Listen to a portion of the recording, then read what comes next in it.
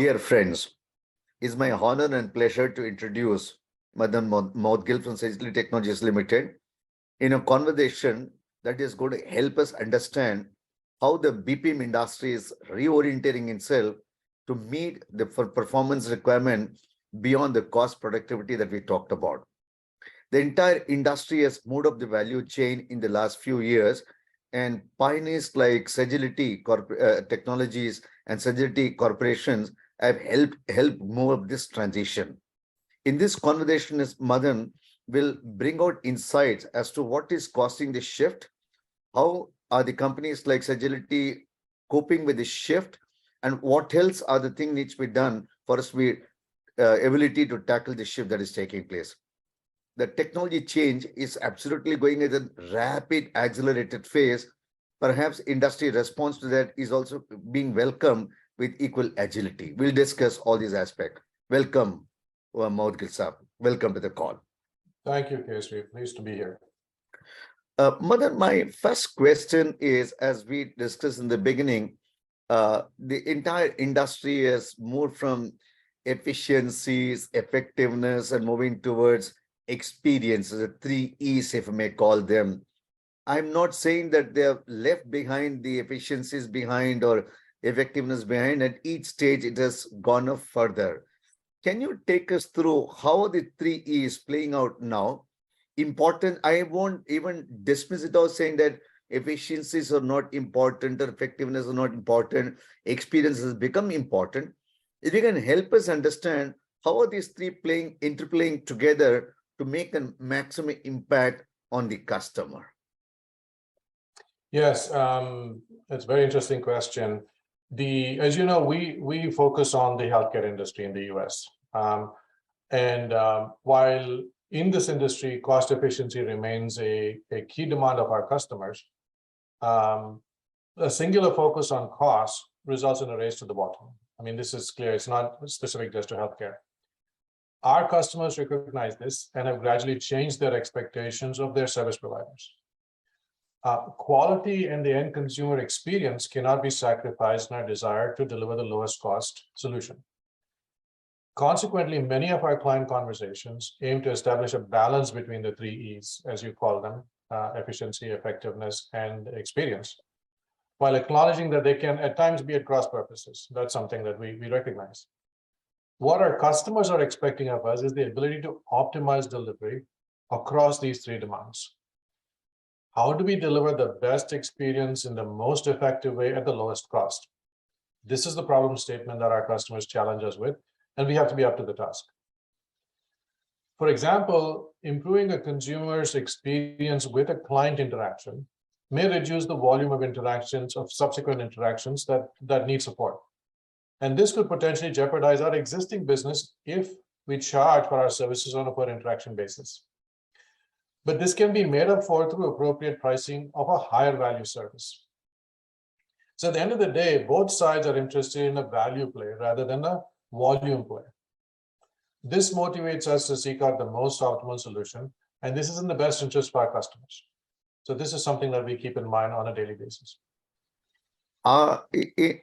Perhaps Sagility is ahead of the curve, but as an industry, the service provider industry, BPM, are we there in the journey? What are the impediments, are you saying, as we integrate all these 3 functions? It's not easy. Although, Madan, you made it look so simple, it is not easy at all. Are we there? Very true, very true. And it's a challenge that we have to deal with on a daily basis.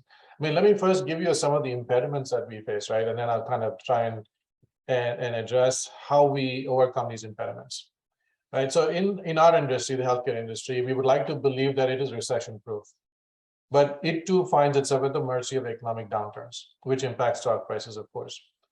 So a number of our commercial customers in particular have to deal with these challenges by finding ways of cutting costs.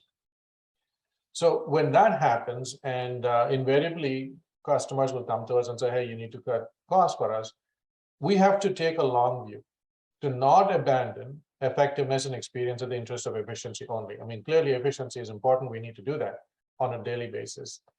Besides this, some customers may have pigeonholed process outsourcers like ours as experienced at cost takeout, but not at having the skills to transform a process, right? So that's another impediment that we face, that I think the industry faces.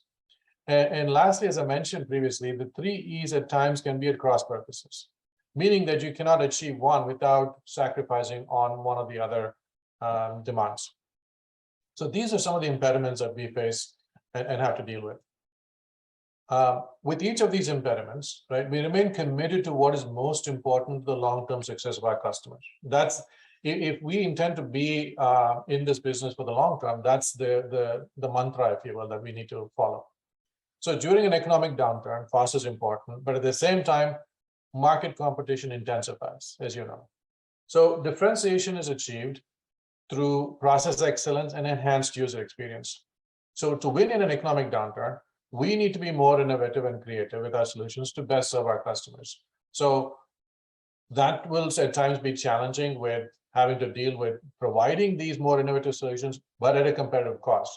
But as long as we are looking at it from the long-term perspective, we believe that success can be achieved, right? Now, the other challenge or impediment that I mentioned was that there's a market perception with regard to what the traditional BPM players have offered the market. And as a result, we've been pigeonholed. And that requires, the way to overcome that requires some staying power and an ability to continuously demonstrate innovation in ideas, solution conceptualization, and delivery excellence.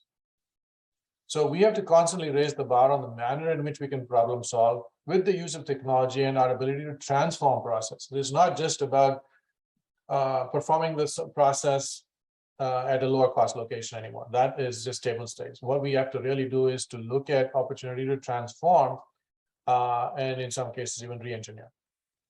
So when it comes to balancing the 3 E's, experience has told us that the more we think outside the box and the more that we are willing to transform processes, we can find avenues to achieve all 3 goals. Fantastic. I was fascinated while looking at your designation of being managing technologies.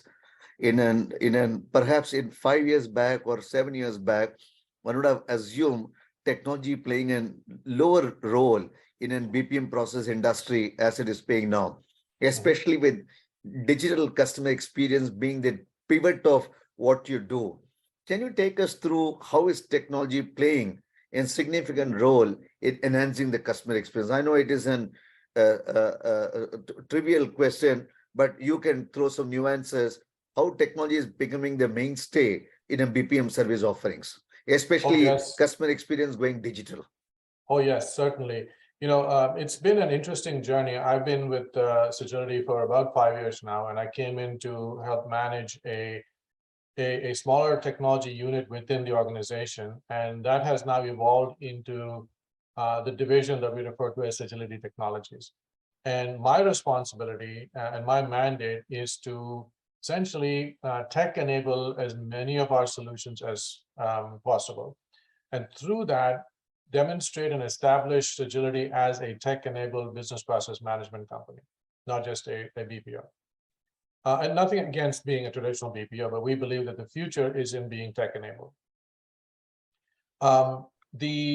The journey has been one of looking at everything that we do from a new lens. It's about determining where it makes sense to apply technology, given our detailed understanding of these business processes, and using that understanding to reimagine these processes in a new light. So we have taken and assembled over the course of the last 5 years a team of what I describe as healthcare technologists. These are individuals who, of course, have a technology background, and they come from various disciplines, whether it's in automation, analytics, application development, etc. But one common factor is that most of these, if not all of my staff, have a healthcare background, have a healthcare industry background, some more so than others, but they all come with that understanding of the domain, with an understanding of the data structures. And this helps in being able to put together the most appropriate solution for the use case. I can talk more about that in the context of how we have evolved. and developed our solutions. But that's really the difference today from what I would imagine, 5 years ago. A lot of what we do today is around technology enablement. Most of the conversations that we're having with clients revolve around how we can add value, as I said previously. Previously, we would do a lot of our work on our clients' infrastructure, on our clients' technology. More and more, we're engaging in conversations where the discussion is about, well, what technology do you bring to the table? And how can you use your technology in order to deliver this process and maybe deliver it better or more effectively, et cetera. So it's no longer just about can you bring the resources, but can you bring the resources along with the technology? Can you also help me, because you did say that your US is the largest market, and you also said perhaps you're visualizing a recession-based industry. You're also saying technology playing an important role. If I interplay all of them, if you can help us understand, navigate this, how is technology really impacting the customer experience? In the past, whenever this technology had been introduced in customer experience, the first reaction has been negative. If I relate back to in my days, technology introduced, it was an IVRS system. You were taken away from being an human touch to an technology touch. Now you're getting to a conversational bot touch, and all of them taking place. How are you managing the journey in the US with your customer who are even more sensitive about the humanness of engagement, especially in the healthcare industry? Oh, yes, you hit upon a key point. It is important that the human touch exists, and that's in fact, I believe, to be part of our differentiation. Our use of technology doesn't mean that we're doing away with the human touch. In fact, I would argue enhances the effectiveness of that human touch, right? For instance, targeting the right individual for a conversation, right? So one of the things that can be very frustrating is if you are inundated with outreach. Let's say as a consumer, you get calls from, let's say, your healthcare provider wanting to discuss diabetes, and you're not diabetic. So what's the point of that conversation? So over time, you get frustrated and you start to block these types of calls because you think that it's a nuisance. Well, one of the things that we can do is to be more targeted in our outreach, for instance, with the use of technology by identifying those that require these messages, and those messages are then targeted to the right individuals. That's a very simple example, but technology can certainly play a role in enhancing that interaction between two humans, the consumer and the person representing the healthcare entity, right? So we see this as an enabler rather than as a move towards removing that human interaction. Fantastic. The reason I'm asking also is, Madan, because this current day, there is an increasing conversation about impact of AI, conversational AI, generative AI, etc. Perhaps how these technologies are, I'm not saying replacing the human touch, perhaps are going to be playing an even more pervasive role in refining the choices that both the technology provider you have and as a consumer, how they respond to it. What are your immediate thoughts? These technology tools like conversational AIs, should they be regulated? Regulation is a bad word. Should they be regulated? How do we support them to make a significant impact, both the provider and to the recipient? Yeah. So let me do this, if I may, KSV. I'll start with talking about how we have used automation and AI in the past and where things are going. And then I can comment on your, I think, larger point about AI and the kind of impact that it's likely going to have, right? And again, that would be more of a personal opinion of mine rather than a commentary on what I think the industry is going, because there's a lot open for debate. But stepping back, we talk about automation and analytics quite extensively, and they're used, if you honestly, as almost buzzwords, and have been for a while. Now, We do a lot of work in automation and analytics, of course, in our daily work.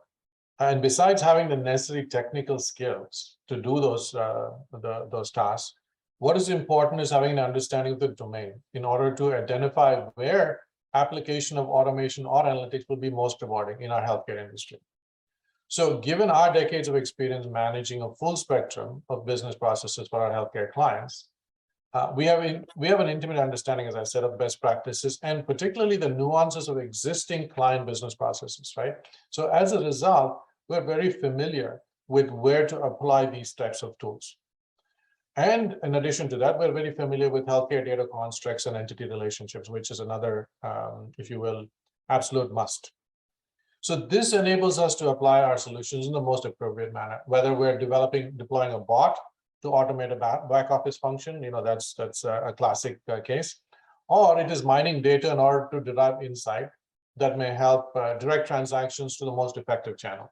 I mean, you talked about conversational AI. It could be that there are certain types of inbound requests that come that can very easily be addressed through a conversational AI bot, and others that require the human touch. And we have found that in some of these cases where it's fairly straightforward, rather than have to wait to talk to a human being, as an example, if I just want to know what is my deductible, which is a very common question in the healthcare industry, this very simply can be addressed through a bot. You don't necessarily need to have a human tell you, well, your deductible is $1,000, and it takes them 3 minutes to get first on the line with you because they're busy with other calls, and then they have to check in and let you know. That can very simply be done. And if that's the only thing that the individual has a need for information on, very simple. And in a lot of cases, that's the most satisfying way to get to that information. Fantastic, Now, fantastic. Yeah, go ahead. but we have used our automation and analytics skills in a variety of ways, right? And across numerous use cases. Now, these use cases range from better targeting of consumers or members for services through identification and stratification. I mentioned that as an example, right?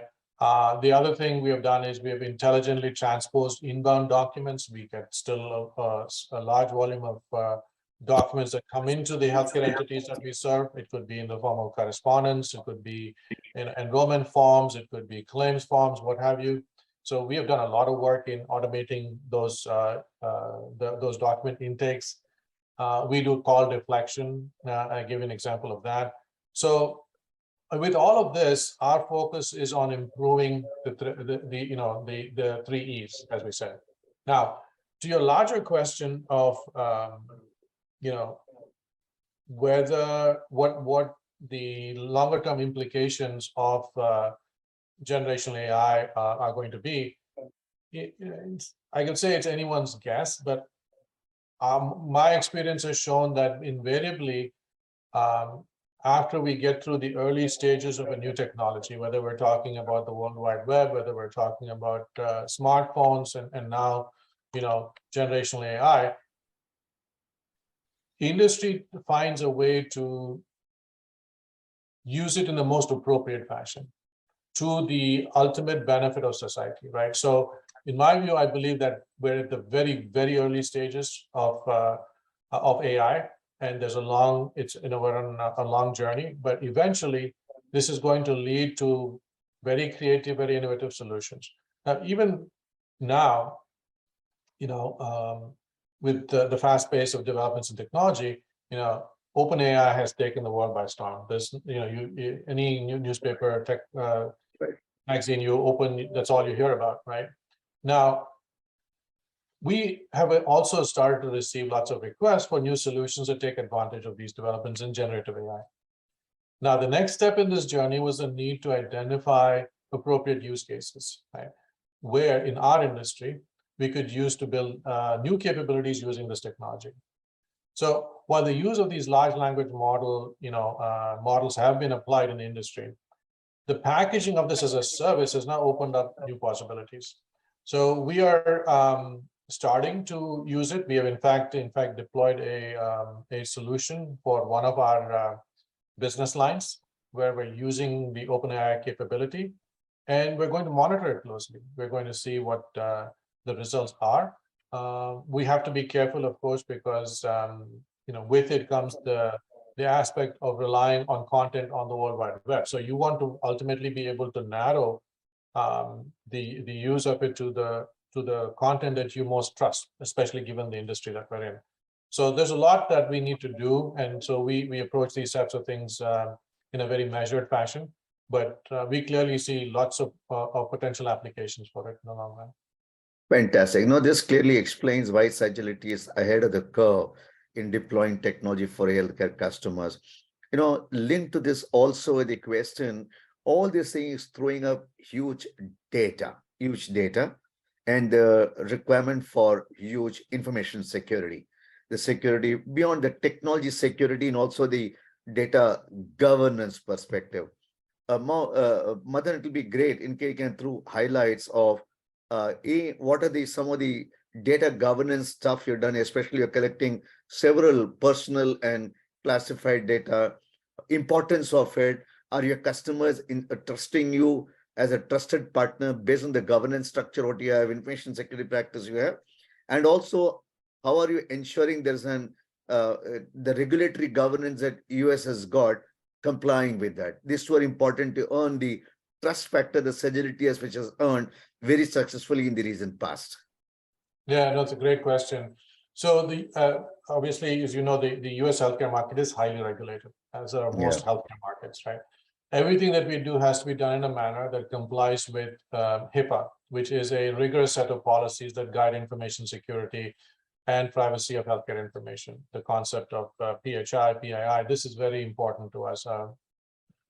Personal health information and personal identifiable information, right? Since we are required to deal with sensitive healthcare information on a daily basis, as you just pointed out, all of our processes, systems, and IT infrastructure have to be very rigorously monitored.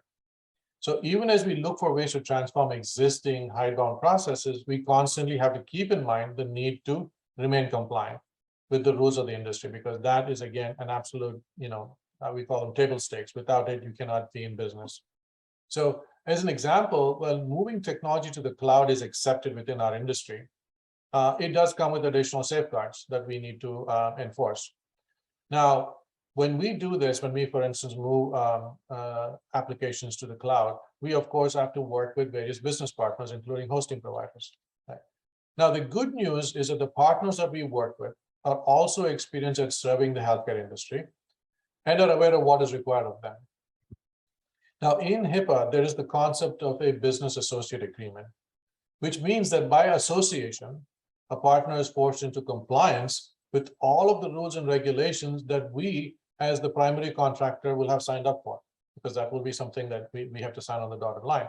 So by extension, essentially, the partners that we work with through the business associate agreement, or BAA, are co-signatories, if you will, to compliance with these rules and regulations. So this helps as we look to partner with third parties in developing our solutions. And so this makes it, in a sense, easier for us to comply with these rules and regulations. So that's one of the things that we're always, if you will, top of mind for us. And so information security, of course, is necessary across industry, but in particular within our industry, it just requires us to be even more vigilant. It's a necessity. That's what you're saying. Necessity. Yes. No, you beautifully articulated, Madan, how the BPM industry landscape is emerging, where technology is going to play from, etc. And traditionally, for last 2.5 decades, the BPM industry from India has done extremely well, not only building the capacity in one country, perhaps in multiple other geographies to serve the customers well. As a customer experience, you're also helping them to look at the right side of the balance sheet, just not being on the cost and efficiencies in the left side of the balance sheet. Wearing as an industry veteran, if you suggest in tips and advice for companies, other companies wanting to come to the space in healthcare still offers a lot of open market. What are the few things that we should be doing in India for us to maintain this competitive advantage and perhaps build on the strength all the leaders like you have built for the industry the next decade? Oh, wow. I would say that one of the things that's very important is having talent that is steeped in the industry domain.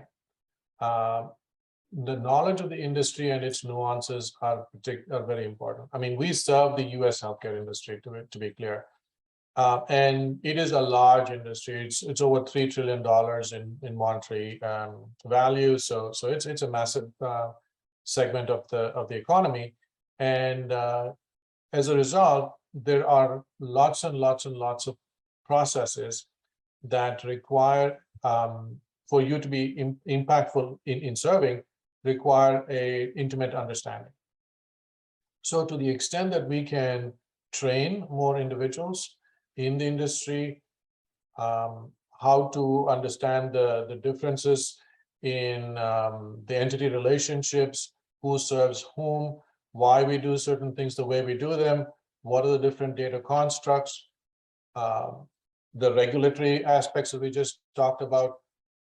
The more that we have people with that understanding, and of course, having the accompanying skill set, whether it's in technical work, whether it's in business analysis, whether it's in project management, strategy, what have you, those are important too. But if they can walk in the door with an understanding of the industry that we serve, I think that will be very beneficial for making an impact within this business. We pride ourselves within Sagility of having an excellent resource pool of individuals, but we have built up that pool over the course of the last couple of decades of our existence. So we have benefited from that. If for new players that may be coming to the market, not necessarily wanting to point to additional competition for us, but I would say that you would really need to build on that talent pool of people with an understanding of the industry to be impactful. Madan, few personal questions. What keeps you awake at night?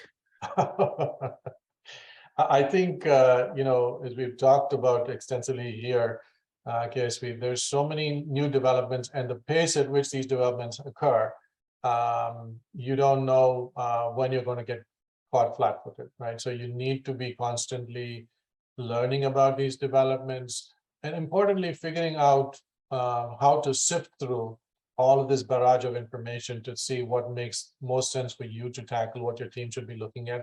So that's one thing. The second thing is actually what we just touched upon, which is talent. I think that it's a very competitive environment, and we are constantly looking to make sure that we have the best talent possible globally. And so that's the second thing that keeps me challenged. Fantastic. That was a very fascinating conversation, Madan. Thank you so much. So, ladies and gentlemen, you heard the veteran speak for himself. And I forgot to ask him one question.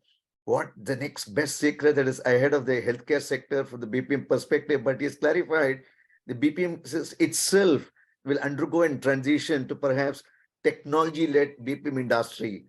And with that, I thank you, Madan, and look forward to more conversation to bring the changes in the BPM industry. And thank you for your conversation. Thank you, KSV. I really enjoyed it. Thanks for your time.